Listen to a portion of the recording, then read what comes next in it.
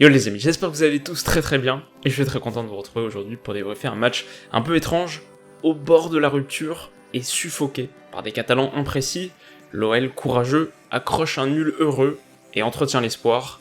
On analyse.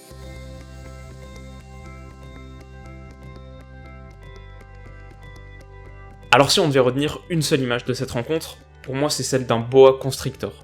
Pendant 90 minutes, a progressivement resserré son enceinte autour d'une proie asphyxiée et mourante, mais finalement relâché miraculeusement, un lion qui remercie ses étoiles et reprend son souffle, un lion qui verra un autre jour. Et donc ce boa constrictor métaphorique, vous l'aurez compris, c'est bien sûr ce pressing étouffant, mené dès l'entame par le Barça, jusque dans les pieds d'Anthony Lopez, qui a été obligé d'allonger très régulièrement, qui a été mis en difficulté sur ses propres 6 mètres.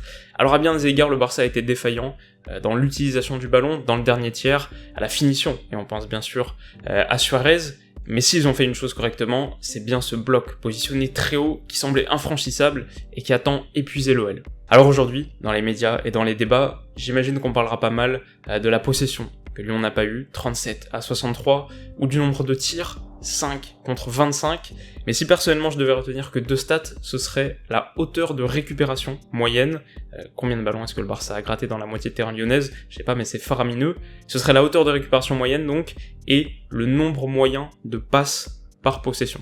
Et là, l'analogie du boa prend tout son sens, parce qu'après un début de match relativement fébrile mais correct, avec quelques phases de possession, et bah l'OL a progressivement sombré balle au pied. Je pense honnêtement que sur les 10 dernières minutes, c'est impossible de retrouver une séquence de plus de 3 passes consécutives, et quelque part c'est logique, parce que plus tu défends, plus tu recules, plus tu te fatigues, et plus ta qualité technique chute. Comme une bête prise au piège, privée d'oxygène, et qui perd toute sa lucidité et son énergie en tentant de se débattre furieusement. Alors la question maintenant c'est, pourquoi est-ce que ce pressing a tant gêné l'OL ? Parce qu'on parle quand même de Lyonnais qui sont capables de tenir la dragée haute au Paris de Tourelle, au City de Guardiola, donc des équipes qui sont pas réputées pour leur bloc médian bien patient. Et bah là il y a tout un tas de réponses, mais pêle-mêle je dirais d'abord que l'exécution du Barça sur ce plan-là a été très bonne, un Barça qui sur le reste est plutôt passé à côté de son match, mais dont l'attitude défensive a été irréprochable, voilà c'est très sérieux, très coordonné, c'est assez impressionnant aussi à quel point c'est capable de mettre beaucoup de pression sans concéder énormément d'espace dans son dos. Ensuite je dirais que sans Fekir, il a cruellement manqué ce relais axial tampon. Ce mec capable de décrocher pour soulager la relance, d'absorber la première charge, puis de se retourner sur son pied gauche pour aller porter le ballon dans le coin adverse, même si c'est pas pour jouer le coiffon, mais au moins pour s'y installer durablement, ça a manqué. Troisième point, c'est que le jeu long aurait pu être une solution. Voilà, c'était une des clés du match identifié pour battre ce pressing, et surtout au vu du mismatch potentiel entre Moussa Dembélé et un Busquets qu'on sait très peu à l'aise dans les duels aériens. D'ailleurs c'est comme ça que l'OL se procure sa première grosse occasion, souvenez-vous la frappe de Terry sur la barre. Mais d'une, l'OL a pas de Jérôme Boateng, pas de quarterback, et le jeu au pied de Lopez par exemple est pas très bon. De deux, Piqué était plutôt impeccable sur ce point-là, et son retour en forme doit être signalé, et puis surtout, l'entrejeu lyonnais a ensuite gratté un nombre famélique de second ballons. Ce qui nous amène donc au titre de cet enseignement, pépite en faillite. Pour moi, la raison principale pour laquelle ce pressing a tant suffoqué l'OL alors qu'il les avait libérés contre City ou Paris, c'est que ce qu'on attendait le plus au rendez-vous, ce double pivot de prodige en puissance, Ndombele-Aouar, a considérablement sous-performé. Alors je sais pas si c'est dû à la pression de l'événement, de ce match entretien d'embauche comme on en parlait lundi, je sais pas à quel point on peut l'imputer à des considérations physiques, pour Tanguy surtout, mais force est de constater que malgré quelques éclairs, les deux ont déçu. Dribble bas raté, transmission interceptée, transition ralentie, quand ton moteur est en sous-régime et surtout dans une situation d'infériorité numérique au milieu, 2 contre 3, et bah c'est toute l'équipe qui manque de jus, ou en l'occurrence d'oxygène. Alors maintenant, quelle suite ? Est-ce que ces lionceaux dont on ne connaissait pas le plafond ont enfin trouvé leurs limites et est-ce qu'ils voleront en éclats au Camp Nou ? Bah, je serais pas aussi pessimiste. Ce qui est sûr, c'est que si ce 0-0 préserve le suspense, il va falloir montrer autre chose, bien sûr, mais il y a des raisons d'y croire. Hier, Lyon est resté en vie car le Barça aussi a ses carences. 0 but pour 2 XG créés, seulement 5 tirs cadrés sur 25 tentés. La première demi-heure de la rencontre a montré un OL capable de tenir tête très franchement, et se procurant même les meilleures occasions.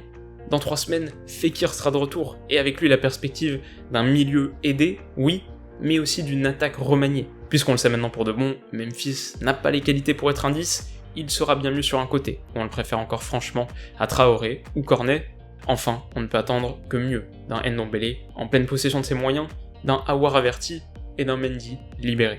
Alors oui, un retour au Camp Nou, c'est intimidant, c'est vrai, historiquement une équipe concédant le 0-0 à domicile n'a que 32% de chances de se qualifier, et un Messi dans un grand soir, sur ses terres, les réduirait sans doute à 0, mais tout de même, il y a dans ce match aller nul et vierge un vrai parfum d'avertissement sans frais. Tout est encore possible, et en ayant conservé ses cages inviolées à Dessine, un but à l'extérieur vaudra très cher aussi. Alors pour parler rapidement de mes tops, Denayer, très attendu, a livré une performance bluffante, défense debout, appui solide, changement de direction tranchant, sa lecture du jeu en pleine surface a sauvé la mise à un OL dont il est le meilleur central depuis Umtiti, sans contestation possible. Léo Dubois ensuite, un peu dans la même veine, a d'abord souffert contre Dembélé, avant de monter en puissance, décisif. Face à Suarez, puis Messi, il a sans doute livré le plus gros match de sa carrière, et puis enfin j'ai beaucoup hésité pour ce troisième top qui aurait sans doute pu aller à Semedo, irréprochable, ou à Alba, dangereux, sans snobber également les prestations de Terrier, Messi ou Dembélé, mais on n'a pas de 0-0 sans grand gardien. Et chacun a eu sa mi-temps. Ter Stegen dispute sans doute à Oblak le titre de meilleur portier du monde, quand Lopez n'est pas si loin du top 10 qu'on le pense. Et puis niveau flop, le double pivot lyonnais, intimidé ou gêné, n'a pas donné la pleine mesure de son talent. Le costume de Memphis était taillé trop grand pour un joueur qui n'a pas la vision d'un meneur. Suarez, enfin, a tout gâché. Et sa série noire en Europe se poursuit.